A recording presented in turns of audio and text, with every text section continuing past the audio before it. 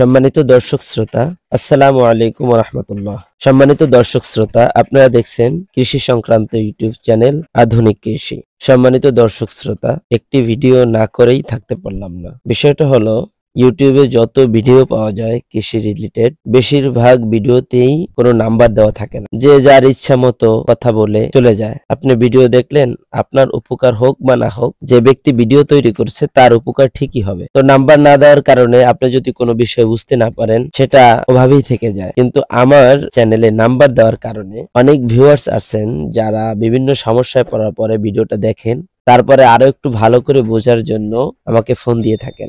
এই মাসের মধ্যে আমি যতগুলো ফোন পেয়েছি তার ভিতরে বেশিরভাগ ফোন ছিল এই একটা বিষয়ের উপরে, এবং আমি সময় নিয়ে প্রত্যেকের ইনকিউবেটর ঠিক করে দেওয়ার চেষ্টা করেছি। এজন্য চিন্তা করলাম যে একটা ভিডিও তৈরি করি, যাতে এই ধরনের সমস্যা থেকে আমাদের ভিউয়ার্সরা উপকৃত হতে পারে।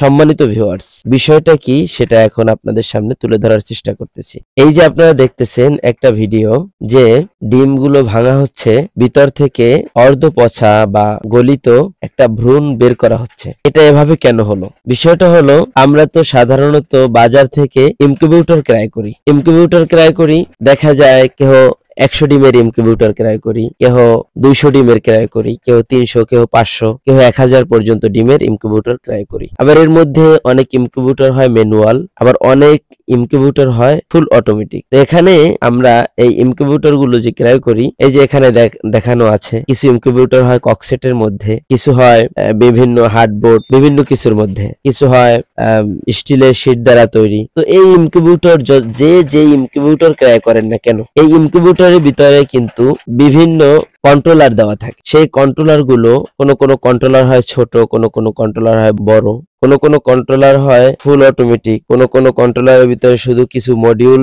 ব্যবহার করে ইনকিউবেটর সেটআপ দেওয়া হয়। তো আসলে যত কন্ট্রোলারই দেওয়া হোক না কেন, এগুলো তো ছোট একটি মেশিন মাত্র। দেখা গেল আপনি যে কন্ট্রোলারটা কিনছেন, এই কন্ট্রোলারটা আপনাকে যেই পরিমাণে তাপমাত্রা দেখাচ্ছে, আপনার ইনকিউবেটরের ভিতরে এর চেয়ে তাপমাত্রা বেশি রয়েছে। আবার এমনটাও হতে পারে, এই কন্ট্রোলারটা যতটুকু তাপমাত্রা আপনাকে দেখাচ্ছে, আপনার ইনকিউবেটরের ভিতরে এর চেয়ে তাপমাত্রা কমও থাকতে পারে। যদি আপনাকে যতটুকু ইনকিউবেটরে এই কন্ট্রোলার তাপমাত্রা দেখাচ্ছে, তার চেয়ে যদি বিষয়ে তাপমাত্রা বেশি থাকে, ইনকিউবেটরের ভিতরে যদি তাপমাত্রা বেশি থাকে, অটোমেটিকলি আপনার ডিমগুলো সিদ্ধ হয়ে যাবে বা নষ্ট হয়ে যাবে। আবার এমনও হতে পারে যে আপনাকে যে তাপমাত্রা দেখাচ্ছে তার চেয়ে ভিতরে তাপমাত্রা কম, তাহলেও আপনার ডিমগুলো নষ্ট হয়ে যাবে। তো কি করতে হবে? আমাদের ভিতরের তাপমাত্রা ঠিক রাখতে হবে। এখন আপনার আমার কন্ট্রোলার যদি ভুলভাল তাপমাত্রা দেখায় আর ডিমগুলো নষ্ট হয়ে যায়, তাহলে তো কিছু করার নেই। এই জন্য একটা বিষয় খুবই জরুরি, সেটা হলো ক্যালিব্রেশন। দেখা যায় আপনি একটা ইনকিউবেটর কিনলেন, কিনেই ডিম বসাই দেওয়া যাবে না। আগে আপনার ইনকিউবেটরটাকে ক্যালিব্রেশন করতে হবে। অন্য একটা হাইড্রোমিটার বা হাইড্রো স্কেল পাওয়া যায়, তাপমাত্রা অন্য ম্যানুয়াল মিটার পাওয়া যায়, ছোট এই সমস্ত মিটারের দ্বারা আপনি আপনার ইনকিউবেটরটাকে মেপে দেখবেন যে আপনার ইনকিউবেটর আসলেই কি ভিতরে বাহিরে যে তাপমাত্রাটা দেখাচ্ছে, ভিতরে ওই তাপমাত্রাটা আছে কিনা। যদি ভিতরে তাপমাত্রা কম থাকে, বাহিরে তাপমাত্রা বেশি থাকে, তাহলে আপনি আপনার ইনকিউবেটরের যে কন্ট্রোলারটি আছে, ওটা দিয়ে ওই অনুপাতে যেই মিটার দিয়ে মেপে দেখলেন, বা যে স্কেল দিয়ে মেপে দেখলেন, বা যেই থার্মোমিটার দিয়ে মেপে দেখলেন, ওই অনুযায়ী ভিতরে আপনার কন্ট্রোলারটা তাপমাত্রাটা বাড়ায় দিবেন, তাহলে ভিতরের তাপমাত্রা আপনার নিয়ন্ত্রণে এসে গেল। আবার যদি এমন হয় যে ভিতরে তাপমাত্রা বেশি, বাইরে তাপমাত্রা কম দেখাচ্ছে, তাহলে আপনি কি করবেন? বাইরে যে কম দেখাচ্ছে, ভিতরে ওই অনুযায়ী আপনি আরো কমায় দিবেন। আপনি অন্য একটা মিটার দিয়ে মেপে আরো কমায় দিবেন। XM18 কন্ট্রোলার সহ কিছু কন্ট্রোলার আছে এমন, যে কন্ট্রোলার গুলোতে অটোমেটিক ভিতরে ক্যালিব্রেশন করার সিস্টেমিং দেওয়া আছে। আপনি যদি ফাংশন বুঝেন, তো সেখান থেকে ক্যালিব্রেশন করে নিতে পারেন। আর আপনি যদি ফাংশন না বুঝেন, আমাদের চ্যানেলে ক্যালিব্রেশনের উপরে ভিডিও দেওয়া আছে, সেখান থেকে দেখে নিতে পারেন।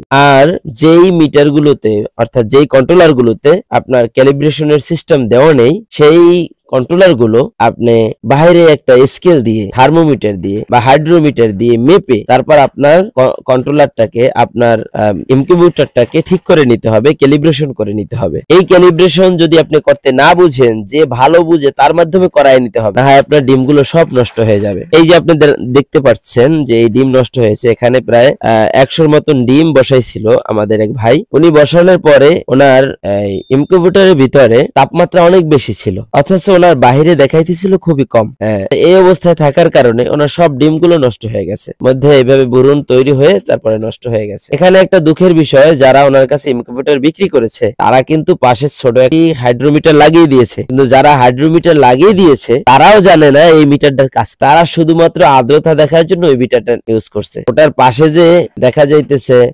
তাপমাত্রাও দেখায়, সেটা তাকে বলে দেয় না। এই জন্য আপনাদেরকে বলবো, যারা ভিডিওটা ধৈর্য ধরে এই পর্যন্ত দেখলেন, আশা করি বিষয়টা বুঝছেন। আপনারা যে ইনকিউবেটর ব্যবহার করেন না কেন, আপনি ডিম দেওয়ার পূর্বে, ইনকিউবেটরের ভিতরে ডিম দেওয়ার পূর্বে আপনি অন্য একটি থার্মোমিটার বা যে কোনো একটা হাইড্রো স্কেল বা হাইড্রোমিটার দিয়ে আপনার ইনকিউবেটরটাকে মেপে দেখবেন যে আপনার ইনকিউবেটর যতটুকু তাপমাত্রা দেখাচ্ছে আসলেই ভিতরে ততটুকু তাপমাত্রা দিচ্ছে কিনা। আপনার ইনকিউবেটরটি যতটুকু আর্দ্রতা দেখাচ্ছে আসলেই অতটুকু আর্দ্রতা দিচ্ছে কিনা।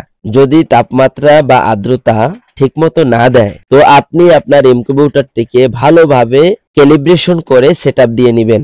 যদি নিজে না বুঝেন, ভালো যে বুঝে তার মাধ্যমে করিয়ে নেবেন, না হয় কিন্তু আপনার ডিম নষ্ট হয়ে যাবে। যদি আপনার ইনকিউবেটরের কন্ট্রোলার ঠিকমতো তাপমাত্রা আর্দ্রতা না দেখায়, আপনার ডিমগুলো কিন্তু সব নষ্ট হয়ে যাবে। দিন শেষে কিন্তু আপনার মাথায় হাত দিতে হবে। এই জন্য বারবার আমি একটা কথা বলছি যে আপনি ডিম দেওয়ার পূর্বে আপনার ইনকিউবেটর ভালোভাবে ক্যালিব্রেশন করে নিন। ক্যালিব্রেশন যদি আপনার জানা না থাকে, আমাদের চ্যানেলে ক্যালিব্রেশন সংক্রান্ত ভিডিও দেওয়া থাকবে, আপনারা দেখে নিন। তো ভিউয়ার্স, আশা করি আজকের ভিডিওটিতে অবশ্যই আপনার উপকার হয়েছে। যারা আমাদের চ্যানেলটি সাবস্ক্রাইব করেননি, আশা করি সাবস্ক্রাইব করবেন, পাশে থাকা বেল আইকনটি বাজিয়ে দিবেন, আর লাইক এবং কমেন্ট করে আমাদের পাশে থাকবেন। আপনাদের কোনো সমস্যা থাকলে, আপনাদের ইনকিউবেটর সম্পর্কিত কোনো সমস্যা থাকলে কমেন্টে জানাতে পারেন, আমি সেই সংক্রান্ত ভিডিও তৈরি করে দেওয়ার চেষ্টা করব ইনশাআল্লাহ। তো আজ এখানেই বিদায় নিচ্ছি, দেখা হবে আগামীতে অন্য কোনো ভিডিও নিয়ে। আল্লাহ হাফেজ।